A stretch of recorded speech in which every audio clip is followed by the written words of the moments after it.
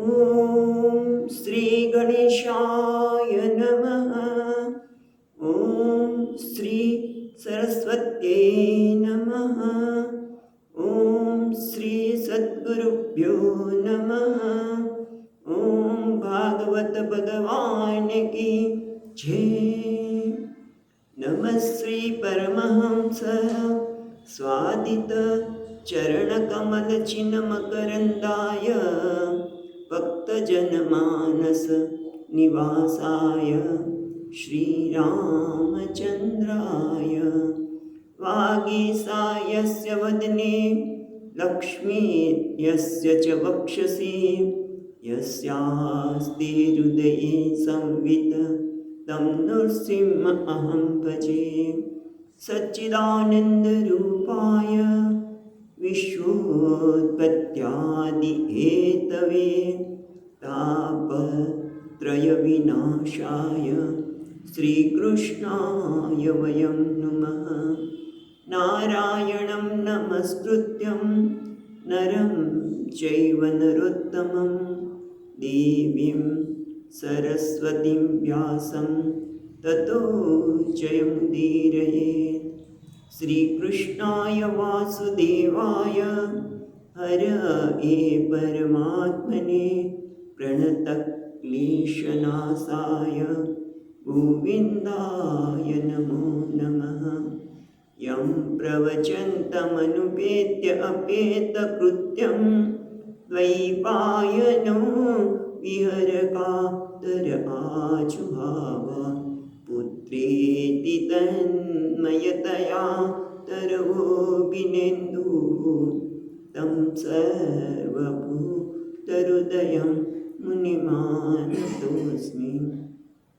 जन्माद्यस्य यतोऽन्वयादितरतः चार्थेष्वभिघ्नस्वराट् तेने ब्रह्महृदाय आदिकवये मुह्यन्ति यः सूरयः तेजो वारिमृदां यथा विनिमयो यत्र त्रिसर्गो मृषा धाम्नां स्वेन सदा निरस्तकुहकं सत्यं परं धीमहि। नमो भगवते तुभ्यं वासुदेवाय धीमहि प्रद्युम्नाय निरुद्धाय नमः संकर्षणाय च।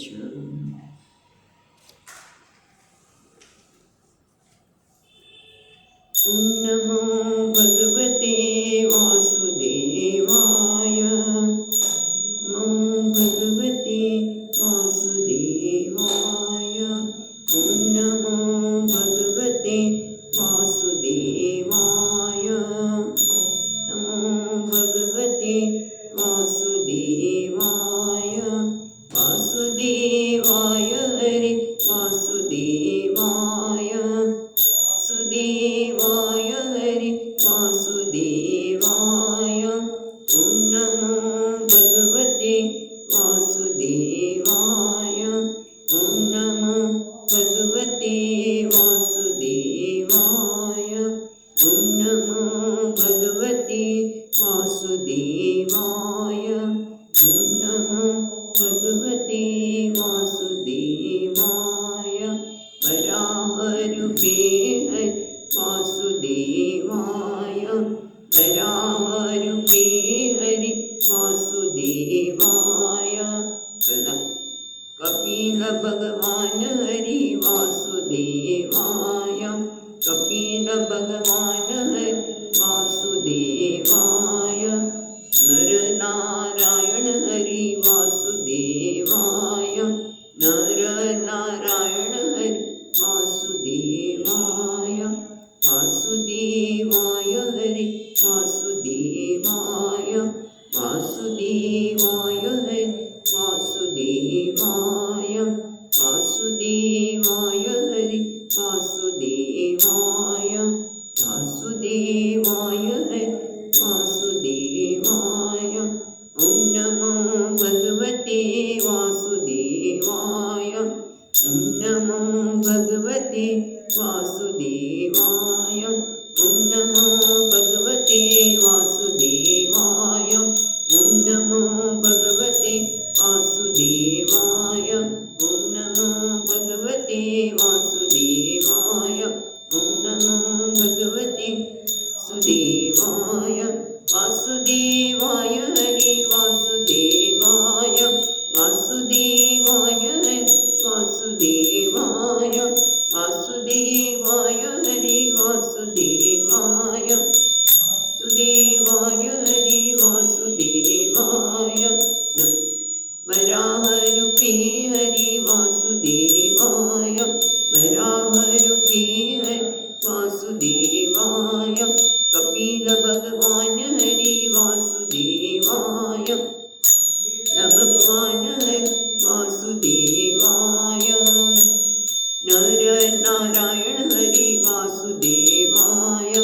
નર નારાયણ હરિ વાસુદેવાય. વાસુદેવાય હરિ વાસુદેવાય. વાસુદેવાય હરિ વાસુદેવાય. વાસુદેવાય હરિ વાસુદેવાય. વાસુદેવાય હરિ વાસુદેવાય. ઓમ નમો ભગવતે વાસુદેવાય. ઓમ નમો ભગવતે વાસુદેવાય.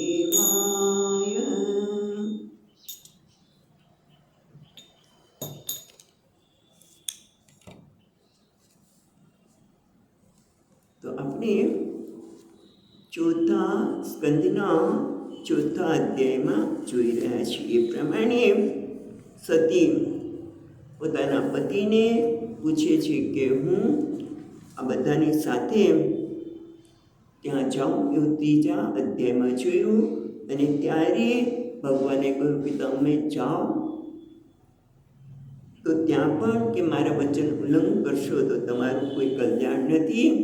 એટલે સતી અસમંજસમાં જવું કે ન જવું, ઘડીમાં બહાર જાય, ઘડીમાં અંદર આવે, અને છેવટે એ નીકળી પડ્યા. ત્યારે એમની સાથે ભગવાનને એક ઇશારો કરતા જ નંદી અને બીજા ગણો એમની સાથે હાજર થઈ ગયા. અને ત્યાર પછી આપણે જોયું એ પ્રમાણે થોડેક વખતમાં એ લોકોએ ત્યાં દક્ષના યજ્ઞશાળામાં પહોંચી ગયા છે. વેદના ધ્વનિ થઈ રહ્યા છે. અને સાથે સાથે યજ્ઞના જે પાત્રો વગેરે છે એના પણ દર્શન કર્યા, યજ્ઞના દર્શન કર્યા. પણ એ વખતે સતીએ જોયું કે કોઈએ, એમના પિતાએ પણ એમને આવવાથી આવકાર આપ્યો નહીં. મોં પર આનંદ પણ જોવા મળ્યો નહીં. ફક્ત માતા અને બહેનોએ આવકાર આપ્યો, માસીઓએ પણ આપ્યો. પણ હવે એમને આપેલા આવકાર અને એમને આપેલા ભેટને પણ સ્વીકારવાની ના પાડી દીધી. અને એમણે જોયું કે યજ્ઞ સભામાં અપમાનિત થયેલા અર્ધનારીશ્વરી સતીએ ભગવાનના સંઘનો ભાગ પણ યજ્ઞમાં જોયો નહીં. એમની અવહેલના થઈ અને એથી એવો ક્રોધથી બાળી નાખતા એવા ગોપાયમાન થયા છે. અને આમ તો એમને ક્રોધિત થયા એટલે તરત જ એમના જે ગણો છે એ તો દક્ષને મારવા તૈયાર થાય છે. પણ માં એને ના પાડે છે. અને માં પહેલાં તો એમને કહે છે કે તમે કર્મ માર્ગથી ગર્વિષ્ઠ થઈ ગયેલા છો. તમે એકદમ એટલા ગુસ્સે થઈ ગયા છે. એમની વાણી પણ શરૂઆતમાં સ્પષ્ટ સંભળાતી નથી લોકોને. પણ એમણે કહ્યું કે જે શિવજી જગતમાં કોઈથી, શિવજીની અપેક્ષાએ જગતમાં કોઈ શ્રેષ્ઠ નથી, અને એમને શિવજીને પણ કોઈ પ્રિય કે અપ્રિય નથી. એવા શિવજીને તમે એમની સાથે કોઈ કારણ વગર તમે આવું વિપરીત આચરણ કર્યું એ યોગ્ય નથી. અને ત્યાર પછી આપણે જોયું એ પ્રમાણે એમણે કહ્યું કે જે હવે પોતાના પિતાને બ્રાહ્મણ કહે છે કે એ બ્રાહ્મણ તમારા જેવા એટલે અદેખા છે, જે બીજાના ગુણોમાં પણ દોષને જુએ છે. 3-4 પ્રકારની વાત કરી હતી. જે બધાના ગુણોમાં દોષને જુએ એ અધમ છે. મધ્યસ્થ છે એ ગુણ અને દોષને વિવેકપૂર્વક જેવા છેવા જોવે છે, પછી એનાથી ઉપર ચડ્યા થાય છે એ ગુણોને જોવે છે. અને સૌથી મહાન તો એ છે કે જે થોડો પણ ગુણ હોય તેને મોટો કરીને બતાવે છે. એવા શિવજી છે જે કોઈના નાનકડા ગુણને પણ મોટો કરીને બતાવે કે જેથી એને પણ એક કહેવાય ને આત્મસન્માન જન્મે અને વ્યક્તિનો આગળ ઉદ્ધાર થાય. પછી આપણે એ પણ જોયું હતું કે તમે ઈર્ષાને કારણે મહાપુરુષની સદા નિંદા કરી છે, અને એટલું જ નહીં, હવે મને એવું લાગે છે કે આ દેહને ટકાવવાની કોઈ આવશ્યકતા નથી. જે વ્યક્તિએ શિવજીનું પ્રસંગોપાત પણ શિવ એવું નામ ઉચ્ચાર કર્યો હોય તેના સઘળા પાપ નાશ થઈ જાય છે. આ પવિત્ર કીર્તિવાળા ને જેની આજ્ઞાનું ઉલ્લંઘન કોઈ કરતું નથી, ભગવાન શંકરને તમે અમંગળ રૂપવાળા કયા, એને એ અમંગળ આપણે જોઈશું આગળ કે એના કારણે અમંગળ છે અને તમે એનો દ્વેષ કરો છો. કેમ? કારણ કે એ સ્મશાનમાં જટાને વિખેરીને ભસ્મ શરીર પર લગાવીને મનુષ્યની ખોપરીવાળા છે તેને અમંગળ કરો કહો છો. પણ બ્રહ્માજી જેવા પણ જેમના પગમાં પડેલા શિવ નિર્માલ્યને મસ્તક ઉપર લગાવે છે. એટલું જ નહીં, બ્રહ્મરસ રૂપે પુષ્પરસની ઈચ્છાવાળા મહાપુરુષો ભગવાનના ચરણના ભમરા બનીને નિત્ય સેવન કરે છે. અને જે કામનાયુક્ત છે એ પણ ભગવાન શિવના ચરણમાં જાય, શરણમાં જાય તો કામનાને પૂરી કરનાર એવા શિવ છે. એ વાત કર્યા પછી આપણે 17 શ્લોક સુધી જોયું હતું. 17મા શ્લોકમાં એમણે કહ્યું માએ કે કર્ણ વિધાય નિર્યાદ્ય અકલ્પ ઈશે, જે નિરંકુશ માણસ છે એના દ્વારા ધર્મની રક્ષા કરનાર એવા મારા સ્વામીની કે કોઈની પણ બધા માટે આ કહે છે કે જે નિરપરાધી છે, જે સરળ છે એવી વ્યક્તિની કોઈની પણ નિંદા થાય એમ તો કોઈની પણ નિંદા સાંભળવી જોઈએ નહીં, એના કાન બંધ કરી દેવા જોઈએ. અથવા તો જો પોતે દંડ આપવા માટે સક્ષમ હોય તો એના જીભને કાપી લેવી જોઈએ. અને એના કરતાં પણ પોતાના શરીરનો પ્રાણનો ત્યાગ કરવો એ શ્રેષ્ઠ ધર્મ છે. આમ વસ્તુ કયા પછી 17મા શ્લોકમાં હવે તે આગળ કહે છે, ભગવાન એક બંસીધરી મહારાજ જે કહે છે એ આપણે જોઈએ. એ કહે છે શિશુપાલ આખ્યાનમાં આ કહેવામાં આવશે, કહે છે શિશુપાલ આખ્યાનમાં આ કહેવામાં આવ્યું છે કે ભગવાનની કે ભગવાનના ભક્તની નિંદા સાંભળતો મનુષ્ય ત્યાંથી જો ખસી જાય તો તે પોતે પણ પુણ્યથી ભ્રષ્ટ થતો થઈને નર્કમાં જાય છે. જો ખસી ન જાય તો એ ટૂંકમાં ભગવાનની કે ભગવાનના ભક્તની કે કોઈની પણ નિંદા સાંભળવા એના કારણે આપણા પુણ્યનો નાશ થાય છે. માટે ત્યાંથી ખસી જવું જોઈએ. એટલે આ રીતે માએ કહ્યા પછી હવે મા 18મા શ્લોકમાં કહે છે, મા સતી અતસ્ત્વયોપત્નમિદં કલેવરં ન ધારયિષ્યેસિતિ કંઠગર્હિણઃ જગદ્યમોહાદ્વિશુદ્ધમદ્દસો જગુપ્સિતસ્યોદ્ધરણં પ્રચક્ષતે.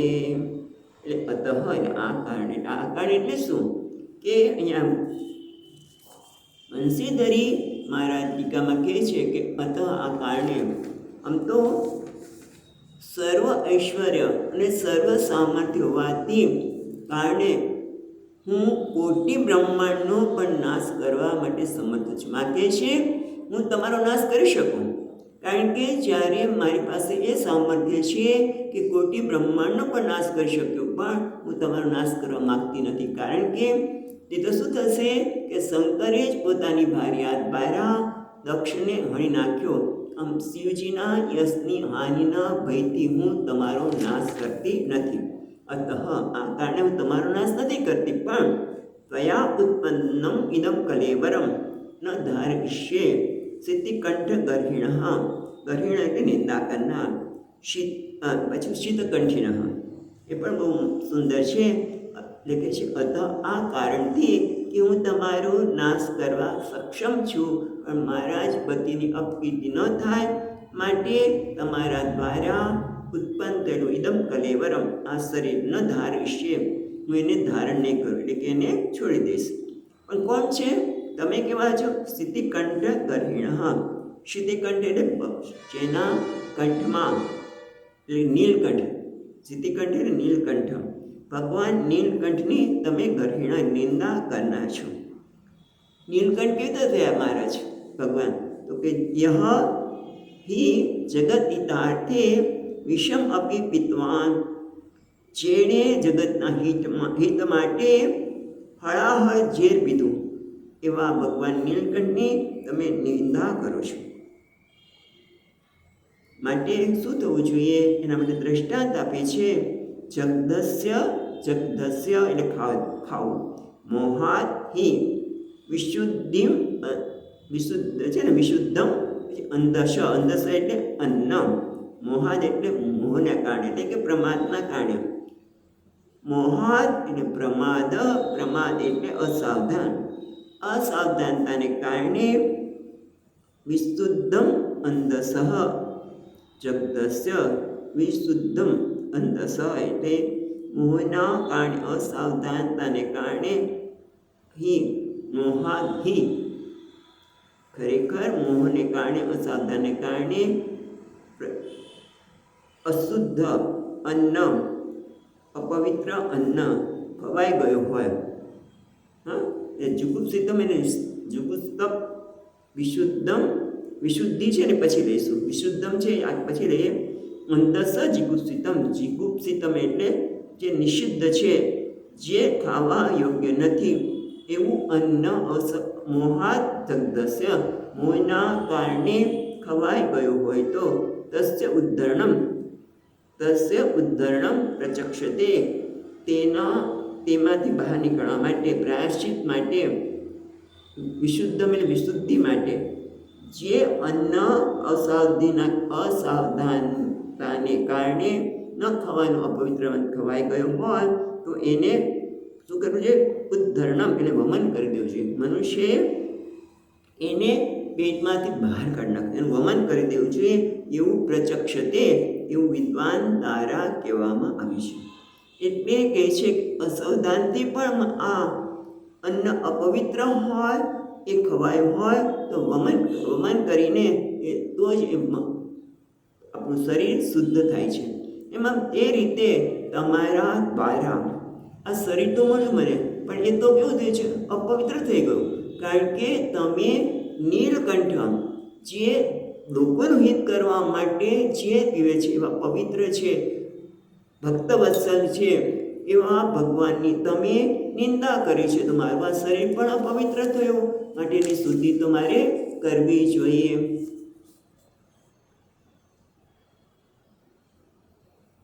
કારણ કે તમે શું કીધું તો આગળ કે સત્કર્મનો લોભ કરનાર અપવિત્ર શંકરને મેં મારી કન્યા આપી, મને ખરેખર એનો અફસોસ છે. એ જે કહ્યું હતું એના સંદર્ભમાં પછી 19મા શ્લોકમાં કહે છે, નવેદવાદાનુવર્તતે મતિઃ સ્વ એવ લોકે રમતો મહામુનેઃ યથા ગતિર્દેવ મનુષ્યો પૃથક સ્વ એવ ધર્મેણ પરમ ક્ષિપે સ્થિતઃ. એટલે કે છે, યાદ અપાવે છે કે ન વેદ વાદાન અનુવર્તતે મતિઃ સ્વ એવ લોકે રમતો મહામુનેઃ. વેદવાદાન એટલે વેદમાં વિધિ નિષેધ, વેદવાદાન એટલે વિધિ નિષેધરૂપ વિધાનને ન અનુવર્તતે એને અનુસરણ કરતા નથી. કોણ નથી કરતા? સ્વ એવ લોકે રમતો મહામુનેઃ. બીજી લીટીમાં કહે છે સ્વ એવ લોકે, સ્વ એવ લોકે એટલે સ્વાત્મની એવ રમમાણસ્ય મહતઃ મુનેઃ. મહત પછી આપણે શબ્દ લઈએ છીએ, પણ સ્વ એવ લોકે એટલે પોતાના લોકમાં રમતઃ રમણ કરનાર એટલે સ્વાત્મારામ છે, જે પોતાનામાં જ રમણ કરી રહ્યા છે એવા કોણ છે? મહતઃ મહામુનિ છે ને, મહત એટલે મહત મુને હે એટલે સમ્યક વિરક્તસ્ય મતિ ન અનુવર્તતે. જે વ્યક્તિ પોતાનામાં જ પોતાની સ્વાત્મામાં જ રમણ કરે છે અને બીજે ક્યાંય વિચાર કરવાની આવશ્યકતા નથી એવા એ કેમ છે? કારણ કે મહત મુને હે મહામુનિ એટલે કે જે વિરક્ત છે, જે નિવૃત્ત અધિકારત્વાદ એ નિવૃત્ત અધિકારી ધરાવે છે, એટલા માટે એ વેદના વિધિ નિષેધ વાક્યમાં એની મતિ ન અનુવર્તતે, એની મતિ એમાં જતી નથી, એની અનુસાર એની બુદ્ધિ એમાં પ્રવેશ કરતી નથી. એટલે પોતાનામાં જ પોતાના આત્મામાં જ રમણ કરનાર મહામુનિના બુદ્ધિ વેદના વિધિ નિષેધ વાક્યમાં અનુસરતી નથી. એના માટેનું કારણ આપે કે એનું અધિકાર્ય નથી. એટલે ગીતામાં પણ ભગવાને વાત કરીને ત્રીજા અધ્યાયમાં કે લોકેસ્મિન દ્વિધા નિષ્ઠા પુરા પ્રોક્તા મયા નગ જ્ઞાનયોગેન સાંખ્યાનામ કર્મયોગેન યોગિના. શરૂઆતમાં જ મેં કહ્યું છે કે બે પ્રકારના માર્ગ છે, નિવૃત્તિ માર્ગ અને પ્રવૃત્તિ માર્ગ. એટલે અહીંયા કહે છે કે જે વિરક્ત છે, જે પોતાનામાં સ્વાત્માની રમમાણ છે, એ નિવૃત્તિનો અધિકારી છે.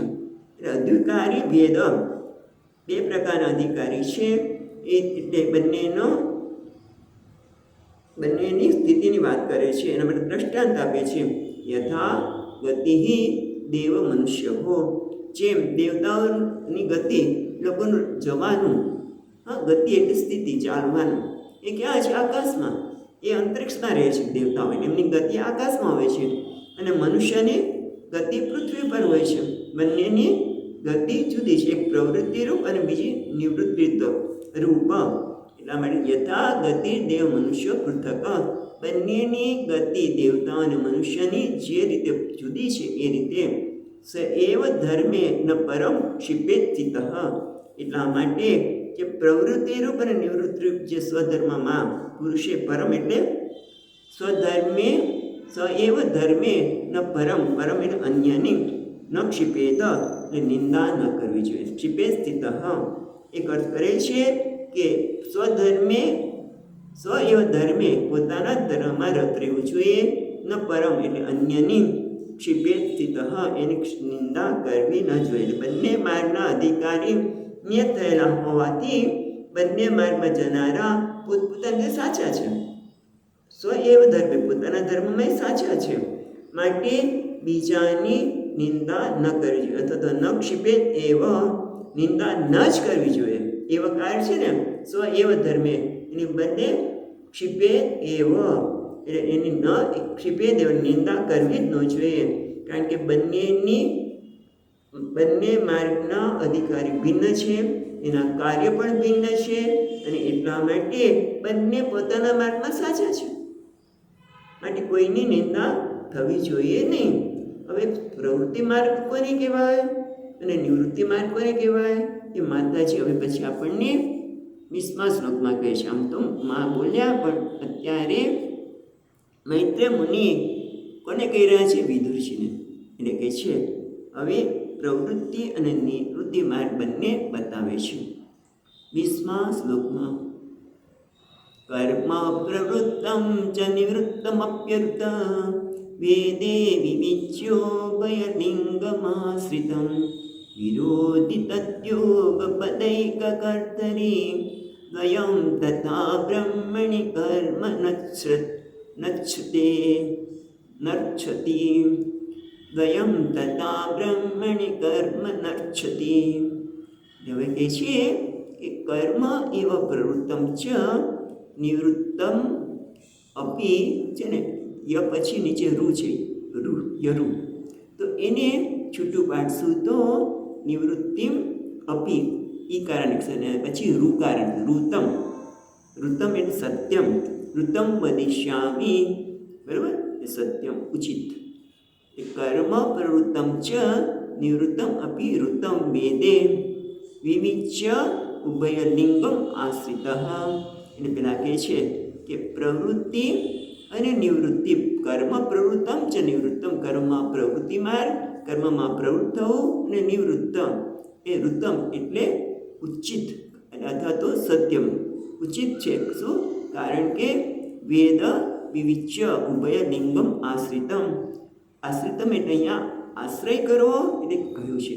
વેદમાં બંનેને વિવિચ્ય, બંનેને ઉભયમ વિવિચ્ય, ઉભયમ વિવિચ્ય પણ શું? લિંગમ. લિંગ એટલે એના ચિહ્ન, અધિકારી. લિંગ એટલે લક્ષણ. કયું લક્ષણ? રાગ અને વૈરાગ્ય. ઉભયમ રાગ વૈરાગ્ય લક્ષણમ, લિંગમ એટલે ચિહ્નમ, અધિકારાણામ વિશેષ. એટલે વેદમાં વિભાગ કર્યા છે. ઉભય લિંગમ બંનેના લિંગ એટલે રાગ અને દ્વેષ રૂપી ચિહ્ન દ્વારા એને આશ્રિતમ એટલે કહેલા છે. વેદમાં જે આશ્રય કરેલો છે, વેદમાં કહેવામાં આવેલું છે તે કયો? એક કર્મ પ્રવૃત્તમ અને કર્મમાં નિવૃત્તિ. પ્રવૃત્તિ એટલે શું? તો કે છે અગ્નિહોત્રાદિ સ્વર્ગ સાધનમ. બંનેમાં રાગ અને દ્વેષના જે ચિહ્ન છે એવા અધિકારીને ખ્યાલમાં રાખીને પ્રવૃત્તિ એટલે શું? કે અગ્નિહોત્ર વગેરે કર્મ શેના માટે છે? એનું પ્રયોજન તો કે સ્વર્ગ વગેરે જવા માટે. પ્રવૃત્તિ દ્વારા એ અગ્નિહોત્ર કર્મ શા માટે કરે છે? અગ્નિહોત્ર બીજા કોઈ પણ યજ્ઞ વગેરે કર્મ એ આ લોકમાં પણ સમૃદ્ધિ પ્રાપ્ત કરવા માટે અને સ્વર્ગ વગેરે સાધન માટે. તો નિવૃત્તમ એટલે શું? કે સમાધિ, સમાધિ સંપત્તિ, શમ દમ બધું કેવું છે? નિવૃત્તિરૂપ. નિવૃત્તિ શેના માટે છે? તો કે મોક્ષ સાધનમ. એકનું પ્રયોજન મોક્ષ છે, જેમાં શમ દમ ઉપરતી એ બધા સાધન કહેવામાં આવ્યા છે. એક નિવૃત્તિ માર્ગને માટે શમદમ છે, પ્રવૃત્તિ માટે અગ્નિહોત્ર કર્મ છે. બંને કહેવાય છે ઋતમ સત્યમ એટલે ખરેખર સત્ય છે, એમાં કોઈ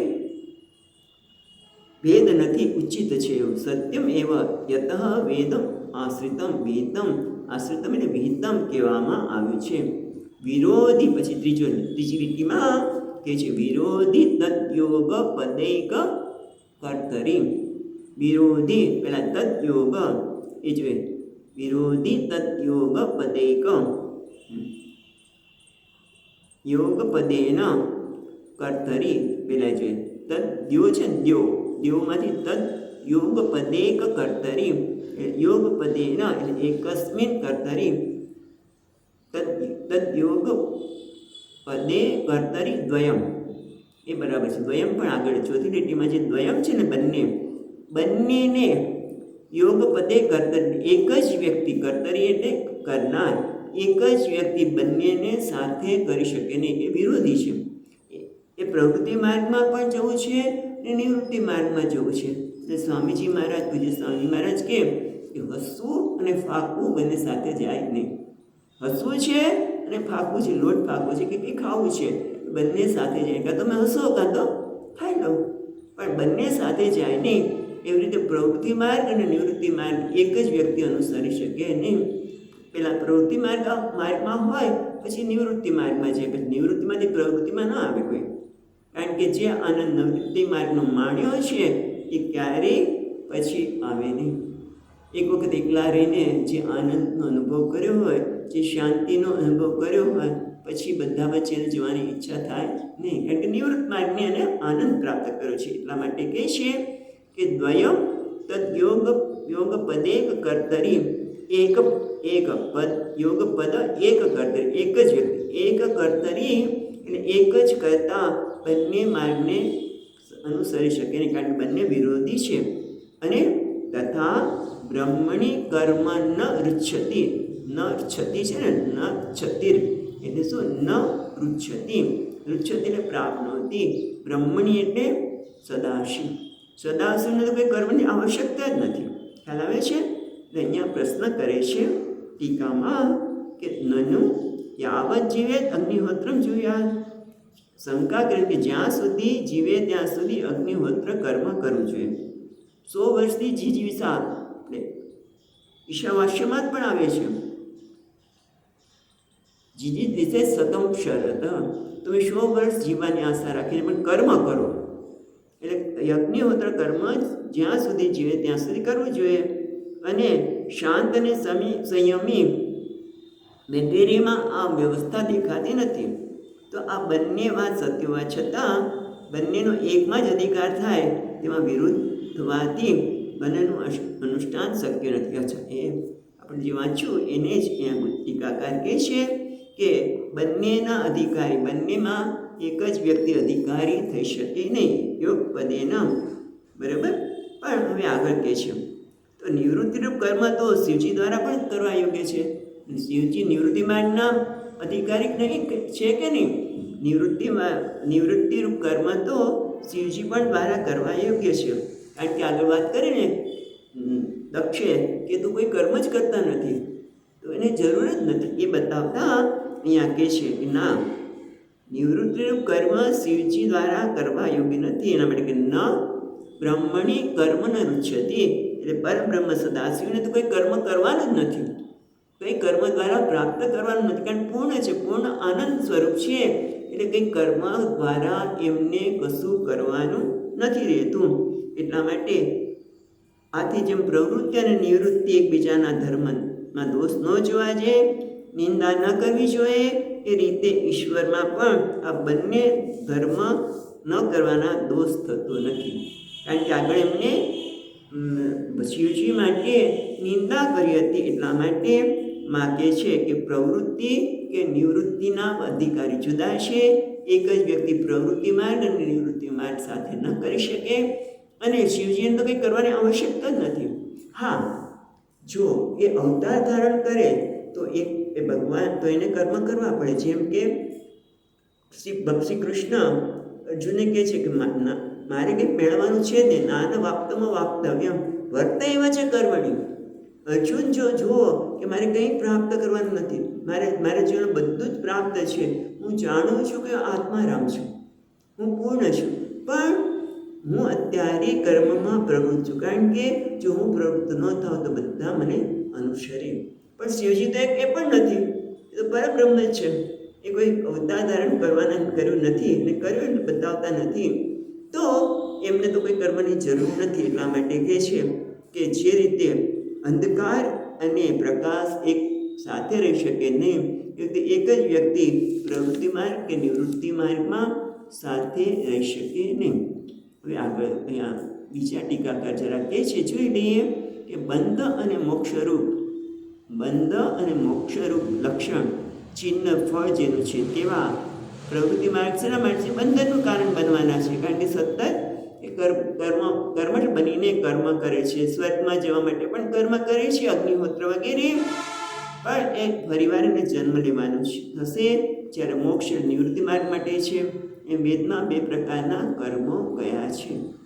હવે આગળ જે કહેલું શિવજી માટે કીધું, ચિત્તાની ભસ્મ લગાવે છે, એનું સ્નાન કરે છે, વસ્ત્રો પણ પહેરતા નથી વગેરે જે કહ્યું હતું, એના સંદર્ભમાં જવાબ આપતા 21મા શ્લોકમાં કહે છે, 4થો અધ્યાય 21મો શ્લોક.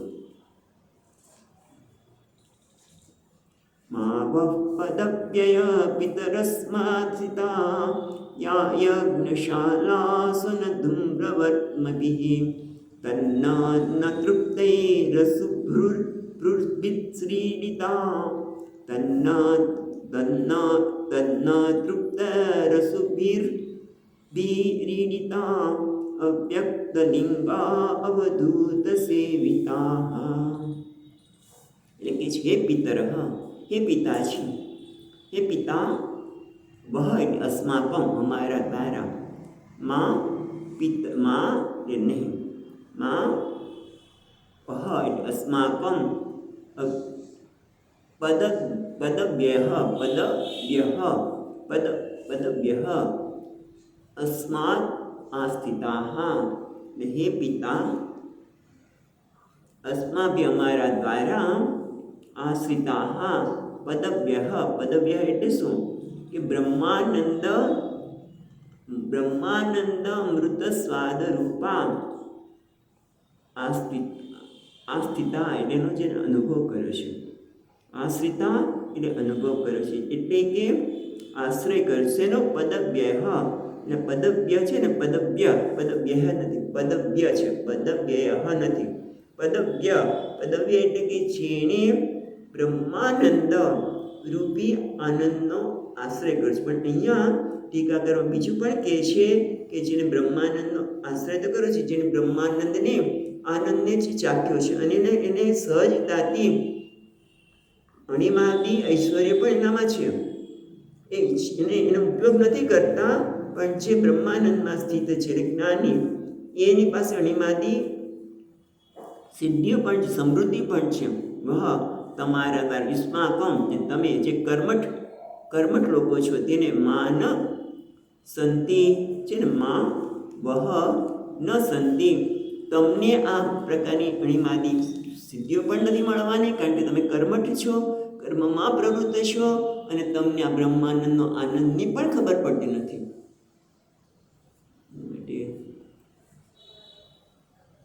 ખાખરની ખિસકોલીને છે ને સાકરનો સ્વાદની કેવી રીતે ખબર પડે? ખાખરની ખિસકોલીને સાકરનો સ્વાદની કેવી રીતે ખબર પડે? તમે તો કર્મઠ છો, તમે આ પ્રકારના ઐશ્વર્ય કે બ્રહ્માનંદનો અનુભવ તમે થઈ શકે જ નહીં, કારણ કે તમારા માટે નથી. કારણ કે યતઃ છે ને, યા યજ્ઞશાલાસુ ન ધૂમ્રવર્તમન વિહીન, જે યજ્ઞશાળામાં રહીને, બરાબર, યતઃ વહ પદવ્ય યજ્ઞશાલાસુ એવ ભવંતિ, એટલે તમને આ યજ્ઞશાળામાં રહીને જે કેનો માર્ગ છે? ધૂમ્રવર્તમની, જે ધુમાડાનો જ માર્ગ છે. આખો વખત હવન કરો, ધુમાડા નીકળે, અગ્નિ નીકળે, એ લોકોને આની કંઈ ખબર પણ ન પડે અને તમને મળી પણ શકે નહીં. કારણ કે આગળ કહે છે, તમે શેનાથી સંતોષી છો? યજ્ઞશાળામાં જ્યારે તમે હવન કરો છો અને ધૂમ્રમાન છે એટલે તો બરાબર, તદ અન્ન તૃપ્તૈ, તમે એના અન્નથી જ થોડાક વસ્તુથી તૃપ્ત થયેલા છે. એટલા માટે ટીકામાં કહે છે કાક તુલ્યહી, થોડાકથી તમે તૃપ્ત થઈ જાઓ છો. અશુભી છે ને, તૃપ્તૈ ર છે ને, રમાંથી વિસર્ગ થશે, તૃપ્તૈ અસુ, અસુ એટલે પ્રાણ, અશુભૃત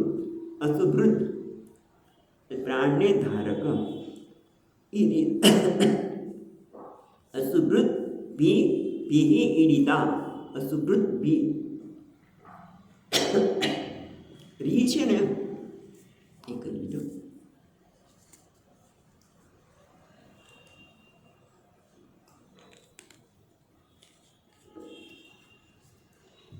અશુભિ ઈડિતા, અશુભૃત એટલે પ્રાણને ધારણ કરનાર, કેવલ પ્રાણ ધારક, એવમ ઈડિતા, જે ખાલી પ્રાણને ધ્રુમ્રાદિ માર્ગે જનાર, કર્મ માર્ગે દ્વારા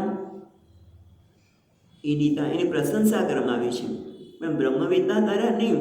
કારણ કે કેવા છે? અવ્યક્ત લિંગા અવધૂત સેવિતા.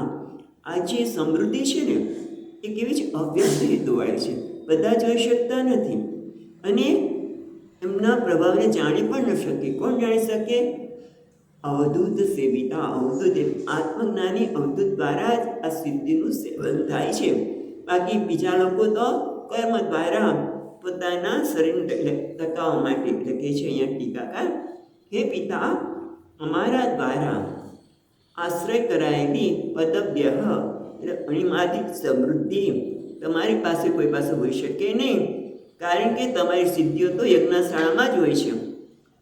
તે સિદ્ધિઓ તદ અન્યના, તે યજ્ઞના અંતથી તૃપ્ત થયેલા મનુષ્ય દ્વારા પ્રશંસા કરે છે. કોણ પ્રશંસા કરે છે આ સિદ્ધિની? યજ્ઞશાળામાંથી મળતી જે સિદ્ધિ હોય છે, કેવી હોય છે? અલ્પ જ હોય છે અને એની પ્રશંસા પણ યજ્ઞશાળા દ્વારા અન્નથી તૃપ્ત થયેલા મનુષ્ય દ્વારા પ્રશંસા પામેલી છે અને કર્મ માર્ગો દ્વારા જ એની ભોગવવામાં આવે છે. જ્યારે અમારી સમૃદ્ધિ છે આવા પ્રકારની નથી. કેવી છે? અવ્યક્ત લિંગ, જે વ્યક્ત નથી. મેં તો વાત કરીને કે આનંદની અનુભૂતિ થાય એ પોતે જાણે, પોતાનામાં રમણ કરે, શાંતિની અનુભૂતિ થાય. કોને ખબર પડે? પોતાને જ ખબર પડે ને. મને શાંતિ અનુભવાઈ રહી છે, અતૂટ શાંતિ. એ કોણ અનુભવી છે? કે અવધૂત છે. એની જે અણિમાની સિદ્ધિ છે પણ પ્રગટ થતી નથી. જે અવધૂત કહ્યું એટલે રંગ અવધૂત છે, એમને અવધૂત કહેવામાં આવતા હતા ને. એમાં તમે જુઓ કે આમ બહારથી આપણે ખબર પડે નહીં, પણ કંઈક એવી ઘટના ઘટેલી ત્યારે એક પોતે અનેક જગ્યાએ પોતે હાજર હોય એવું બતાવે. અને એમાંથી સિદ્ધિ એમની પાસે હતી, પણ કોઈને ખબર પડતી નથી ક્યારેક પ્રગટ થાય. એટલે કેવી છે? અવ્યક્ત લિંગા. જેનું ચિહ્ન કેવું છે? અવ્યક્ત. બધા જાણી શકતા નથી, કારણ કે એ કોના દ્વારા સેવિત છે? તો અવધૂત પાસે જ આ છે. પણ અવધૂત કોને કહેવાના? તેના માટે સુંદર વ્યાખ્યા ટીકાકારમાં આપી છે. અવધૂત સેવિતા. અવધૂત એટલે કોણ? ત્યક્ત પુત્ર ધન લોકેશના શુદ્ધા પરમહંસા સનત કુમારાદય તૈ સેવિતા. અવધૂત દ્વારા સેવામાં આવી છે. એટલે કે કોણ છે? કે જેણે પુત્રેશના, વિત્તેશના અને લોકેશનાનો ત્યાગ કર્યો છે. એટલે કે સંન્યાસીએ બધાનો ત્યાગ કરવાનો હોય છે. સંન્યાસી કોણ છે? જેણે પુત્રની પણ યશના નથી, પૈસાની પણ યશના નથી, વિત્તની પણ નહીં, અને લોકેશના પણ નહીં. લોકેશના એટલે મારું કેટલો પ્રભાવ છે, કેટલા લોકો મને સાંભળવા આવે છે, કેટલા અવાજ હોય વગેરે પણ એની ઈચ્છા નથી. જે છે પોતાના મસ્ત છે, એને કહેવાય લોકેશના. એ બધાનો ત્યાગ કર્યો છે એવા સનત કુમાર જે પરમહંસ છે. જે સંન્યાસી, દંડી સંન્યાસી પણ કહેવાય, અને પરમહંસ જે બધાનો ત્યાગ કર્યો છે એવા અવધૂત દ્વારા આ સિદ્ધિનું સેવન કરવામાં આવ્યું છે. અને અવધૂત ગીતામાં પણ આ અવધૂતની વ્યાખ્યા કરતા કહે છે. આપણે સંસ્કૃતની વાંચીએ. અક્ષરાત વરેણ્યત્પાદ એટલે અવિનાશી હોવાથી, વરેણ્યત્પાદ ધૂત સંસાર બંધના, જેને સંસારના બંધનનો ત્યાગ કર્યો છે. અવિનાશી સર્વોત્તમ હોવાથી, જેણે સંસારના બંધનોનો ત્યાગ કર્યો હોવાથી, તત્વમસી તે તું છે એ અર્થનો સાક્ષાત્કાર કર્યો. તત્વમસી અર્થ સિદ્ધત્વાદ. સિદ્ધત્વાદ એટલે તેનો સાક્ષાત્કાર કર્યો છે. સાંભળી બરોબર છે કે તત્વમસી તે તું જેને શોધી રહ્યો છે તું જ છે. જે તારા માટે પરોક્ષ છે પરમાત્મા, કે આ જગત બધું જ તું છે. એને જે આત્મસાત કર્યો છે કે હા હું એ છું, એ તત્વને પોતે જોઈ શકે છે કે હું સર્વના બુદ્ધિનું સાક્ષી છું. એનું નામ તત્વમસી. એનો જેને સાક્ષાત્કાર કર્યો છે એને અવધૂત કહેવામાં આવે છે. પછી અવધૂત એટલે રંગવધૂત જેવા વેશ પહેરે કે ન પહેરે, ગમે તે વેશમાં હોય, પણ કોણ છે અવધૂત? કે જેણે તત્વમસી અર્થનો સાક્ષાત્કાર કર્યો છે, જેણે ત્રણેય પ્રકારની યશનાનો ત્યાગ કર્યો છે, એ અવધૂત છે. એ લોકો જ આની સિદ્ધિ, આ પ્રકારની સિદ્ધિનું સેવન કરે છે. એની પાસે જ આ પ્રકારની સિદ્ધિ હોય છે. એ બંને અધિકારી જુદા છે. પહેલાં બતાવ્યું પ્રવૃત્તિ માર્ગ કોને કહેવાય, નિવૃત્તિ માર્ગ કોને કહેવાય. એના અધિકારી જુદા છે. અને એનું ચિહ્ન શું છે, કેવા હોય છે? તો કે જેની પાસે આવી સિદ્ધિઓ હોય છે પણ આપણને ખબર પડતી નથી. અવ્યક્ત લિંગ. અને જ્યારે તમે લોકો કર્મ દ્વારા જે પ્રાપ્ત કરો છો ને, એ તો કેવું છે? અન્ન તૃપ્ત થોડાક અન્નથી તૃપ્ત થયો છો, થોડીક વસ્તુની પ્રાપ્તિથી કદાચ તમે સ્વર્ગમાં પણ જાઓ, પણ ક્ષીણે પુણ્ય મત્ય લોકો વિશંતિ. તમે કદાચ સ્વર્ગમાં જાઓ તમે કર્મ દ્વારા, પણ એ પણ લાંબુ તો છે જ નહીં. અને આ તો બ્રહ્માનંદ, નિત્ય બ્રહ્મમાં આનંદ, નિત્ય બ્રહ્માનંદનું સેવન કરનારા એવા બંને જુદા છે. અને અવધૂત જ એનું સેવન કરી શકે. કોણ છે? તો સનક સનકાદી વગેરે. એ વાત કર્યા પછી હવે કે જો બહુ શું કહું, તમને ઘણું બધું કહ્યું, હવે હું આ દેહનો ત્યાગ કરીશ. એ 2 શ્લોકમાં કહે છે. શિવજી માટે ઘણી બધી વાત કરી, હવે તમને વધારે શું કહેવું? શિવજી તો પરબ્રહ્મ છે, જેને કોઈ કાર્યની જરૂર નથી. એટલે કહે છે એમને કોઈ કર્મની આવશ્યકતા નથી. એવા શિવજી માટે શું કહેવું? હવે તમને બસ મારે એટલું જ કહેવું છે કે આ શરીરનો ત્યાગ કરવાની છૂટના માટે કહે છે 22મા શ્લોકમાં.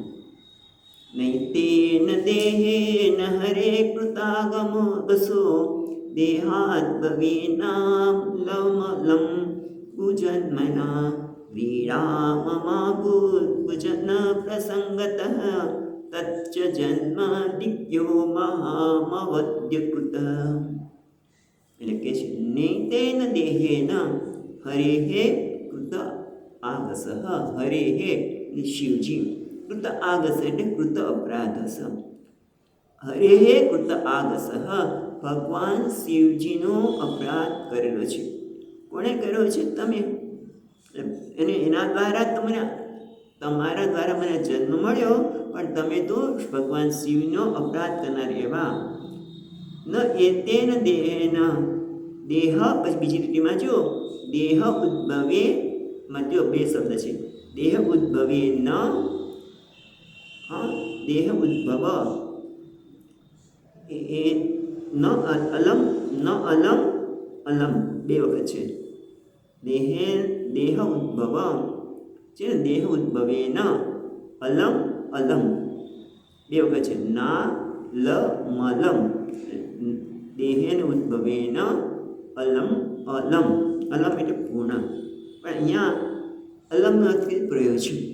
એટલે કે છે તવ દેહેના, બરાબર, ભગવાન શિવજીનો અપરાધ કરનાર એવા તમારા દેહમાંથી ઉત્પન્ન થયેલો આ દેહ કેવો છે? કુજન્મના, દેહેના ઉદ્ભવેન અલમ, અલમ છે પછી જોઈએ કુજન્મના એટલે કુત્સિત જન્મ. મારો આ જન્મ કેવો છે? કુત્સિત દેહ બની ગયો છે. હવે એને રાખવાનું કોઈ પ્રયોજન નથી. ન અલમ અલમ એટલે હવે કોઈ ન અલમ એટલે કોઈ પ્રયોજન નથી. બસ બહુ થઈ ગયું. આ દેહને હવે ટકાવવાની કોઈ આવશ્યકતા નથી, કારણ આ દેહ કેવો છે? કુત્સિત છે, અપવિત્ર થઈ ગયો છે, નિંદનીય બની ગયો છે. કારણ કે તમે શિવજીની નિંદા અપરાધ કર્યો છે, એટલે તમારા દ્વારા મળેલો દેહ છે એ કુત્સિત થઈ ગયો છે, નિંદનીય બની ગયો છે. અને એટલા માટે કે છે વ્રીડા, ત્રીજી લીટીમાં વ્રીડા મમ અભૂત કુજન પ્રસંગતઃ તજન્મ દિવ્યો મહતામ અવદ્યકૃત. મહતામ એટલે મોટી વ્યક્તિ એટલે શિવજી. શિવજી વગેરેના ચોથી લીટી આપણે જોઈ રહ્યા છીએ. ચોથી લીટીનો ચોથો છેલ્લો શબ્દ મહતામ અવદ્યકૃત. અવદ્ય એટલે અપરાધકૃત. તમે મહાન પુરુષો નરસિંહજી વગેરેનો અપરાધ કરેલો છે, એટલા માટે વીરા મમ ભૂત, મને લજ્જા આવે છે કે મારા પિતાએ મારા પતિ તો બરાબર છે, પણ એક શિવજી કોઈ સામાન્ય વ્યક્તિ નથી, જે પરબ્રહ્મ છે એની જ એમણે નિંદા કરી, એનો જ અપરાધ કર્યો, એને જ ધિક્કાર કર્યો. એટલે કે છે મહતામ અવદ્ય તજન્મ, મારા જન્મને ધિક્કાર છે, આ શરીરને ધિક્કાર છે. વીડા મમ ભૂત, મને એના માટે લજ્જા આવે છે, કારણ કે પૂજન પ્રસંગતઃ, તમારા જેવા ખરાબ જનના પ્રસંગતઃ એટલે સંબંધ, એટલે કે છે દુષ્ટ એવા તમારા સંબંધને કારણે મને લજ્જા આવે છે કે મહાપુરુષોનો અપરાધ કરનારમાંથી થયેલો મારો જન્મ છે, માટે મને જન્મ માટે ધિક્કાર આવે છે. આપણે ઘણી વખત એવું થાય, નાના હોય ત્યારે આવું થતું હોય છે. મને યાદ આવે છે કે બે ભાઈ બહેનો એક જ સ્કૂલમાં હોય અને એક કંઈક ખોટું કરે, ખોટું એટલે કેમ નિંદનીય કર્મ નહીં, પણ એને કંઈ આવડે નહીં કે કંઈક નપાસ થાય, કંઈ થાય તો ઓલાને બહુ દુઃખ થાય કે તારો ભાઈ છે, આ તારી બેન છે, આવું બોલ્યા, એને આવડતું નથી વગેરે હોય, દુઃખ થાય. તો આ તો કેવું છે કે જેની સાથે સંબંધ રાખ્યો છે એ કેવો છે? કુજન્મ સંબંધ. જે કહેવાય છે દુષ્ટ, એમાં તારા સાથે સંબંધ રાખીને મને પણ લજ્જા આવે છે, અને એટલા માટે આ જન્મ કેવો છે? અને આ જન્મ મારો શરીરને ધિક્કાર છે, અને હવે હું એને રાખવા માગતી નથી. એટલે કહે છે એકદમ દેહમ તજામી અહમ, એનો હું ત્યાગ કરીશ. એટલે કહે છે ન અલમ એટલે હવે કોઈ પ્રયોજન નથી. બસ કેવો દેહ છે કે કુત્સિત દેહથી હવે કોઈ પ્રયોજન નથી કે એને રાખવું જોઈએ. અને એટલા માટે તમે એક તો ભગવાનનો અપરાધ કર્યો છે, એટલું જ નહીં, મહતામ અવદ્યકૃતમ, મહત એટલે શિવ વગેરેનો પણ અપરાધ કરેલો છે. માટે તમે કેવા છો? કુજન પ્રસંગ, તમે દુષ્ટ જન્મ સંબંધ છે મારે તમારી સાથેનો કહેવાય. અને એટલા માટે તમારા દ્વારા પ્રાપ્ત થયેલો દેહ હવે હું ટકાવવા માગતી નથી. પછી કે છે નનુ શ્લાઘ્યો અયમ દેહ કથમ ત્યાજ્ય, આ દેહ તો પ્રશંસાને યોગ્ય છે. તું પ્રજાપતિ દક્ષની પુત્રી છે, કોઈ સામાન્ય નથી, એટલે આ દેહ તો પ્રશંસાને પાત્ર છે, તો તજવા યોગ્ય છે એમ તું કેમ કહે છે? તજવા યોગ્ય કેમ છે? તે માટે હવે કહે છે કે દુર્જન પ્રસંગાત, એને દુર્જન પ્રસંગના સંબંધથી લજ્જા આવે છે. અને એટલું જ નહીં, એ તો બરોબર કે એ લજ્જા આવે છે તો બરાબર, પણ જ્યારે શિવજી મને એમ કહેશે કે દક્ષાયણી છું ત્યારે મને ખરાબ લાગશે. 23મા શ્લોકમાં કહે છે, ગોત્રમ તદીયમ ભગવાન વૃષદ્વજ દાક્ષાયણીત્યાહ યદા સુદુર્મનાઃ વ્યપેત નર્મ સ્મિતમાસુ તદ્વયમ તદ્ધ્યયમ વ્યપેત નર્મ સ્મિતમાશુ તદ્વયમ વ્યુત્સૃક્ષ્ય એતદ ગુણપમ તદંગજમ ગુણપમ તદંગજમ. ગોત્રમ તદીયમ ભગવાન વૃષધ્વજ ભગવાન જ્યારે વિનોદમાં પણ અહીંયા કહે છે, વિનોદમાં ટીકાકાર કહે છે કે પરિહાસ કે વિનોદમાં ગમે ત્યારે મને દાક્ષાયણી કહેશે ને, જ્યારે હસતા હસતા પણ એમ કહેશે દાક્ષાયણી એવું કહેશે ને વિનોદમાં, તો પણ મારું શું થશે? વ્યપેત, ત્રીજી લીટીમાં કહે છે વ્યપેત નર્મ સ્મિત પછી આંસુ એટલે શીઘ્ર પછી જોઈશું, પણ કહે છે કે જ્યારે વિનોદમાં પણ વૃષભધ્વજ વિનોદમાં કે પછી પરિહાસ કરતા હોય ત્યારે દાક્ષાયણી એવું કહેશે, ત્યારે શું કહે છે? વ્યપેત છે ને, ત્રીજી લીટી વ્યપેત નર્મ સ્મિતમ એટલે જેનું સ્મિત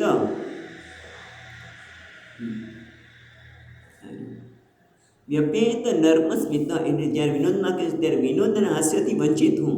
વ્યપેત જેનું દૂર થઈ ગયું છે. શું? વિનોદ અને હાસ્ય, નર્મ અને સ્મિત એટલે હાસ્ય અને વિનોદ જેના વંચિત થઈ ગયેલા એવી હું કોણ છું? સુદુર્મનાહ એટલે અત્યંત દુઃખી મનવાળી. હું જ્યારે મને દાક્ષાયણી કહેશે ત્યારે મને કોઈ આનંદ કેવું રહ્યું જ નથી, અને અત્યંત દુઃખી મનવાળી હું શું કરું છું?